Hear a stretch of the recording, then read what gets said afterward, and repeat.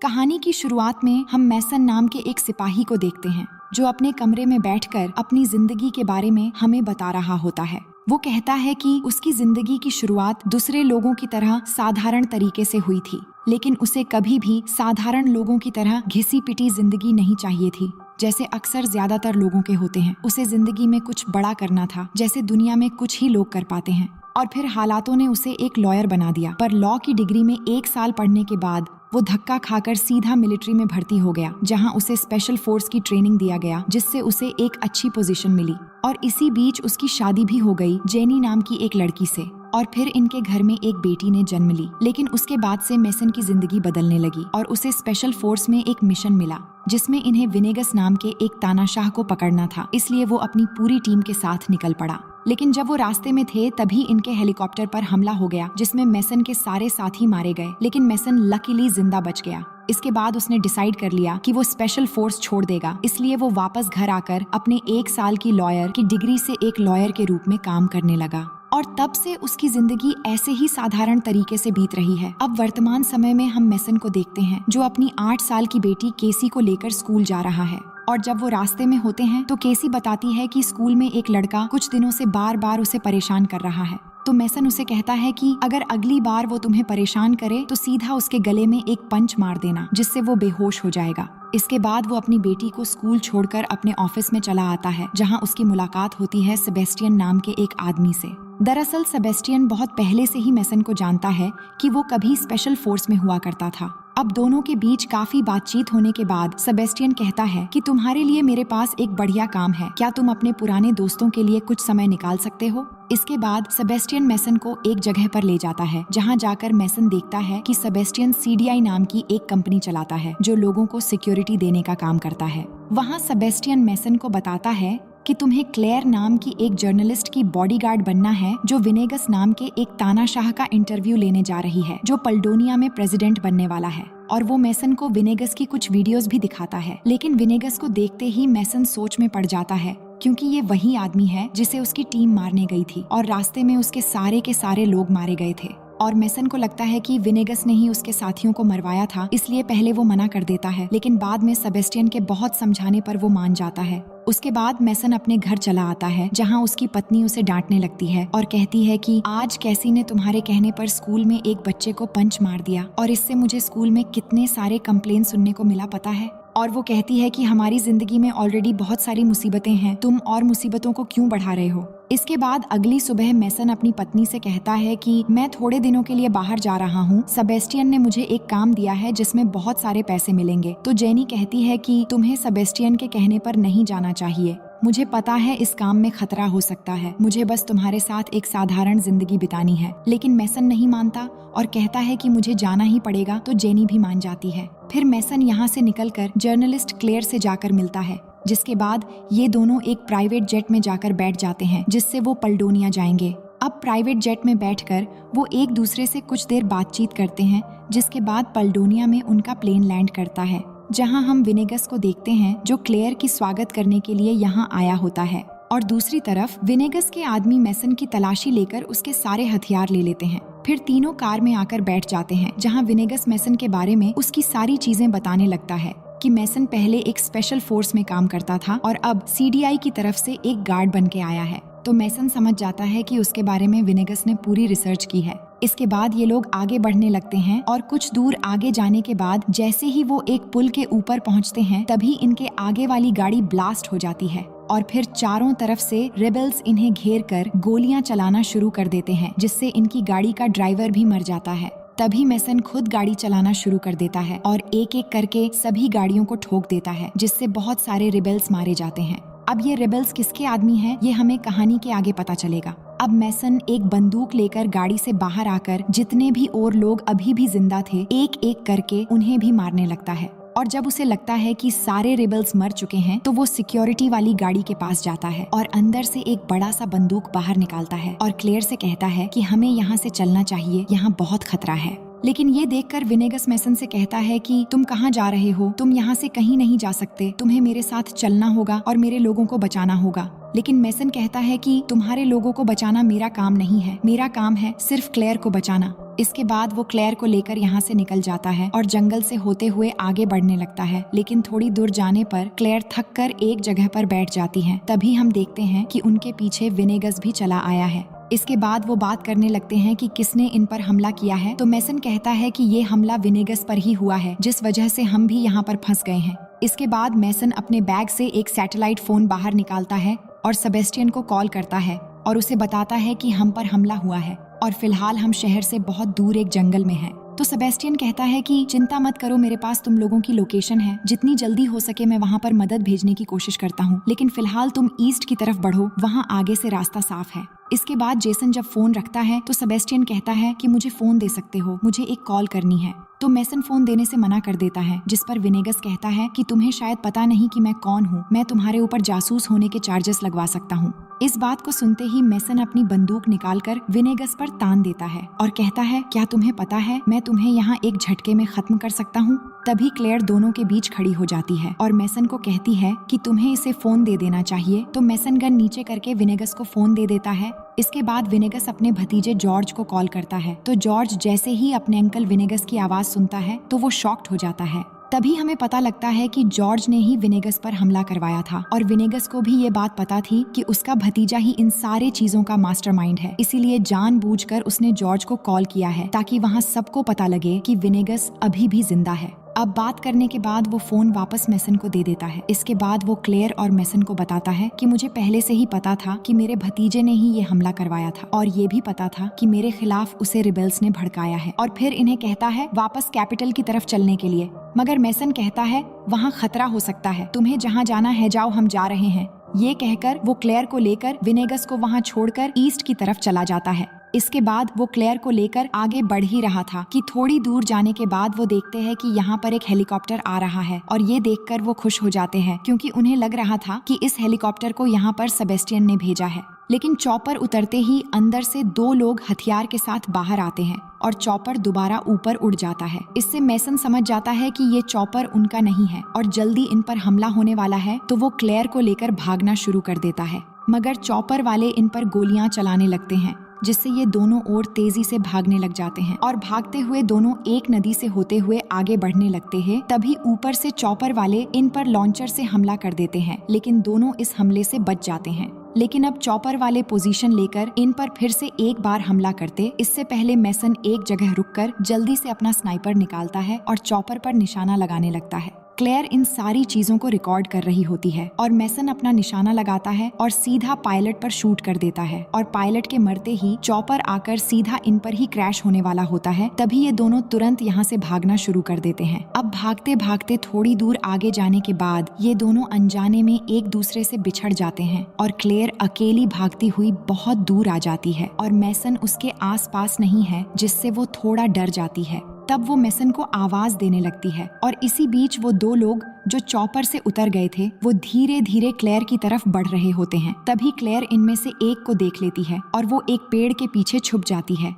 लेकिन एक आदमी क्लेयर को देख लेता है और उसकी तरफ बढ़ने लगता है, लेकिन उससे पहले यहाँ मेसन आ जाता है और उसके साथ लड़ाई करके उसे मार गिराता है। तभी एक और आदमी आकर इन पर बंदूक तान देता है, लेकिन वो आदमी गोली चलाता उससे पहले विनेगस आकर उसे पीछे से गोली मार देता है, जिससे इनकी जान बच जाती है। वहीं हम जॉर्ज को देखते हैं जो अपने आदमियों के साथ चॉपर क्रैश होने वाली जगह पर आया है और सोच रहा है कि उसका प्लान कैसे फेल हो गया। तभी यहाँ पर एक और गाड़ी आती है जिसके अंदर से कर्नल जैन नाम का एक आदमी बाहर आता है और जॉर्ज को आकर कहता है कि मेरे क्लाइंट बहुत नाखुश है क्योंकि तुम्हारे अंकल अभी तक जिंदा हैं। तुमसे एक छोटा सा भी काम नहीं हुआ। विनेगस अब तक मरा हुआ होना चाहिए था। इतना कहते ही वो जॉर्ज के एक आदमी को मार गिराता है और वार्निंग देकर जाता है कि दोबारा ये गलती नहीं होनी चाहिए। वहीं मेसन और क्लेयर को विनेगस जंगल के बीच एक गांव में लेकर जाता है और कहता है कि ये मेरा घर है और यहाँ सब मेरे अपने हैं। जिसके बाद गांव के सारे लोग विनेगस को देखकर बहुत खुश होते हैं। विनेगस दोनों को गांव के मुखिया से भी मिलवाता है और कहता है कि ये हमें कल टाउन में ले जाएगा। इससे पहले हम कुछ समय के लिए यहाँ पर रुकेंगे और यह गाँव पूरी तरह सेफ है।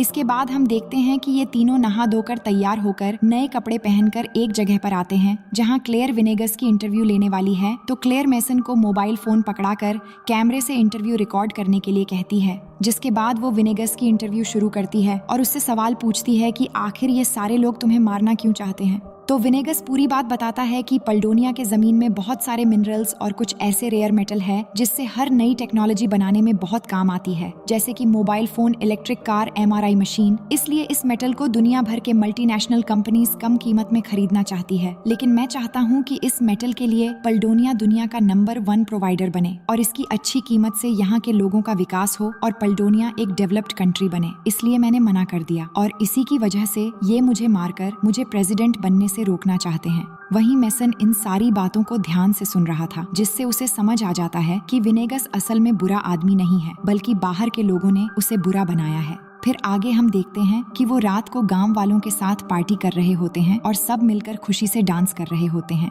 इसके बाद सब अपने अपने जगह पर सोने के लिए चले जाते हैं तो मेसन के पास क्लेयर आती है और उसके पास आकर उसकी बॉडी की तारीफ करने लगती है और उसे इम्प्रेस करने लगती है, क्योंकि उसके मन में नॉटी ख्यालात आ रहे थे और वो अपना टैटू दिखाकर धीरे धीरे उसके करीब जाने की कोशिश करती है। अब इन सब से मेसन भी समझ जाता है कि क्लेयर उसके साथ कमरे में भूकंप लाना चाहती है, लेकिन वो नहीं पिघलता और कहता है कि हमें ये सब नहीं करना चाहिए। मैं यहाँ इन मुसीबतों के बीच सिर्फ तुम्हें सिक्योरिटी देने आया हूँ। इसके बाद क्लेयर मेसन को गुड नाइट कहकर जाकर सो जाती है।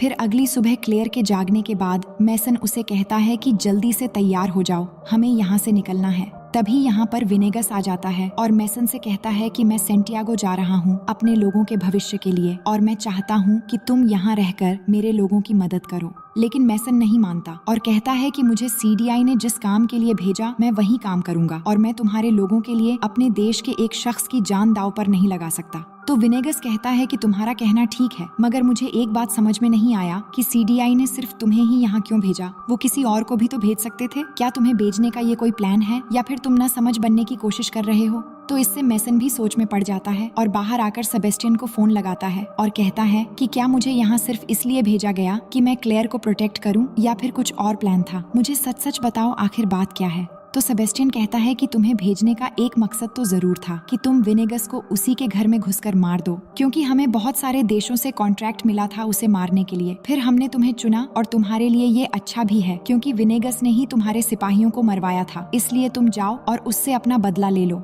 इसके बाद हम देखते हैं कि मेसन बंदूक निकालकर विनेगस की तरफ बढ़ने लगता है, लेकिन पास जाने के बाद वो उसे न मारकर अपना बैग लेकर क्लेयर को कहता है कि हमें जल्दी से यहाँ से निकलना चाहिए। लेकिन इसी समय कर्नल जैन अपने आदमियों के साथ गांव में आने लगता है और ये देखकर तीनों जाकर एक जगह छुप जाते हैं। लेकिन जब जेन आकर गांव के लोगों को एक एक करके मारना शुरू कर देता है तो विनेगस ये सब देखकर जेन के सामने आने लगता है, क्योंकि वो नहीं चाहता कि उसकी वजह से मासूम लोग मारे जाएं।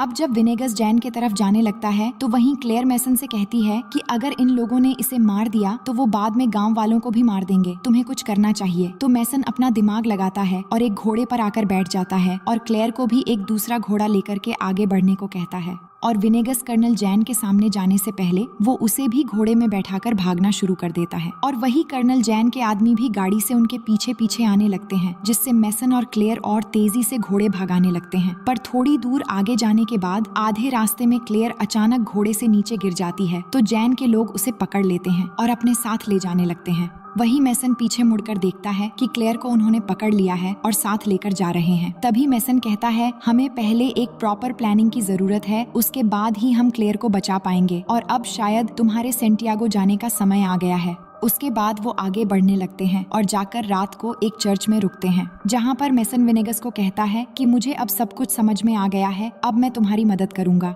जिसके बाद विनेगस कहता है, क्या तुम्हारा फोन मिल सकता है? मुझे एडवर्ड लावाटो नाम के अपने एक पुराने दोस्त को कॉल करना है जो हमारी मदद कर सकता है। फिर अगले दिन लावाटो विनेगस से आकर मिलता है, जहाँ वो एक प्लानिंग करते हैं जिसमें वो लावाटो के जरिए कर्नल जैन को एक जगह पर बुलाते हैं। इसके बाद आगे हम देखते हैं कि उसी जगह पर मेसन पहुंचता है जहां पर जैन आने वाला है। फिर वहां जैन भी अपने आदमियों के साथ क्लेयर को लेकर आ जाता है। लेकिन जैसे ही मेसन और जेन एक दूसरे के सामने होते हैं तो ये अपनी अपनी बंदूक एक दूसरे पर तान देते हैं। तभी जैन के आदमी क्लेयर को बाहर निकालकर उसके सर पर एक आदमी बंदूक तान देता है। जिसके बाद जैन कहता है कि अगर तुमने विनेगस को मेरे हवाले नहीं किया तो मैं क्लेयर को मार दूंगा, जिससे मेसन मजबूर होकर विनेगस को बुलाता है। तभी विनेगस पीछे से बाहर आता है, लेकिन वो अकेला नहीं होता, उसके साथ सारे के सारे सिविलियंस होते हैं जिनकी तादाद बहुत ज्यादा थी। अब सिविलियंस आकर जैन के सारे आदमियों पर हमला करना शुरू कर देते हैं, जिससे जेन के साथ साथ उसके सारे लोग डिस्ट्रैक्ट हो जाते हैं, जिससे मैसन इसका फायदा उठाता है और ये तीनों यहाँ से भागने लगते हैं।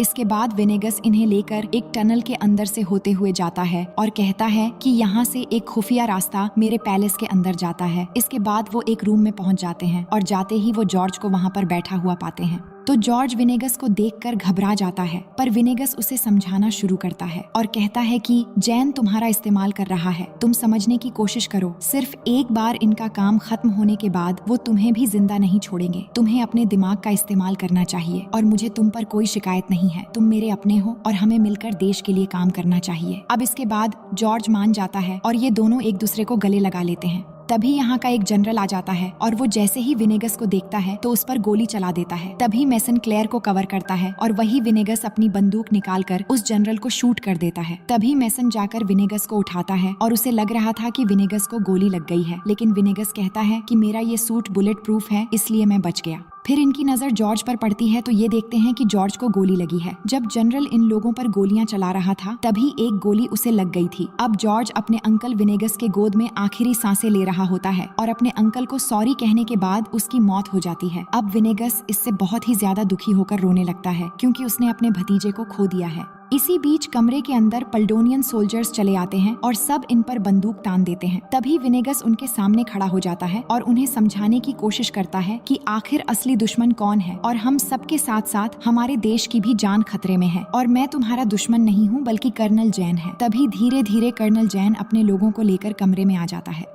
लेकिन वो लोग गोली चलाते उससे पहले पल्डोनियन सोल्जर्स उन पर टूट पड़ते हैं और चारों तरफ से गोलियों की बौछार शुरू हो जाती है। इसी बीच विनेगस मैसन और क्लेयर को लेकर अपने एक खुफिया कमरे में आकर छुप जाता है, लेकिन जेन को ये एहसास हो जाता है और वो अपने आदमियों को लेकर इनके पीछे पीछे आ जाता है। वहीं अचानक उस खुफिया कमरे की लाइट ऑफ हो जाती है तो विनेगस लाइटर जलाकर एक सीक्रेट डोर को ओपन करके उसके जरिए बाहर निकलकर तीनों भागने लगते हैं। तभी इनके पीछे जैन के आदमी पड़ जाते हैं और गोलियां चलाने लगते हैं। तभी मैसन भागते हुए दोनों को कहता है तुम दोनों पहले यहाँ से निकलो, और दोनों के निकलते ही जैन आकर मैसन पर टूट पड़ता है और इसी दौरान जैन कहता है कि मैंने ही तुम्हारे सारे साथियों को मरवाया था लेकिन तुम जिंदा बच गए। तभी मैसन को एहसास होता है कि असली कातिल विनेगस नहीं बल्कि जैन था। अब जैन मैसन के गले में चाकू घुसाने की कोशिश कर रहा था। तभी यहाँ क्लेयर आ जाती है और जैन को पीछे से उसके सर पे मारकर उसे बेहोश कर देती है। इसके बाद ये दोनों नीचे आते हैं, लेकिन यहाँ जैन के लोगों की तादाद बहुत ही ज्यादा थी और वो चारों तरफ से गोलियां चला रहे थे। लेकिन जब मैसन ये सब देखता है तो वो आकर एक गन उठाता है और एक एक करके सबको मारना शुरू कर देता है।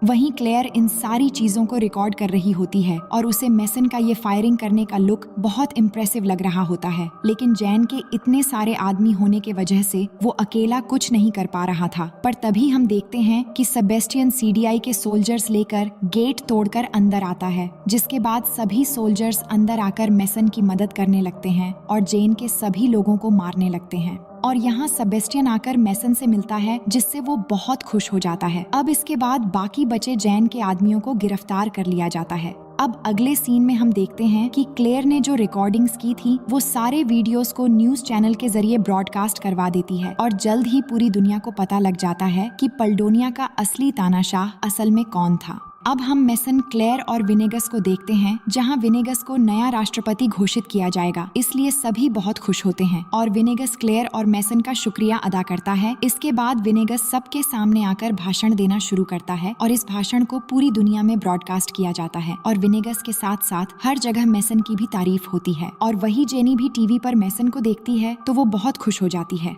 इसके बाद जैसे ही मैसन वापस अपने घर पर आता है तो अपने परिवार से मिलकर बहुत खुश होता है और फिर आगे मैसन की जिंदगी ऐसे ही बीतने लगती है। लेकिन कुछ दिनों के बाद मैसन जब अपने परिवार के साथ था तो उसके फोन पर विनेगस का एक मैसेज आता है, जिसमें उसने लिखा है कि उसने मैसन के लिए एक गिफ्ट भेजा है। तो मैसन तुरंत जाकर अपना अकाउंट बैलेंस चेक करता है। तब उसे पता लगता है कि उसके लिए विनेगस ने $5 मिलियन भेजे हैं और ये देखने के बाद मैसन बहुत खुश हो जाता है। फिर वो वापस अपनी पत्नी और बच्चे के पास आता है और उन्हें कहता है कि आज का सारा दिन हम हंसी खुशी एक साथ बिताएंगे। ये कहने के बाद सभी बहुत खुश हो जाते हैं और इसी के साथ ये कहानी यहीं पर खत्म हो जाती है।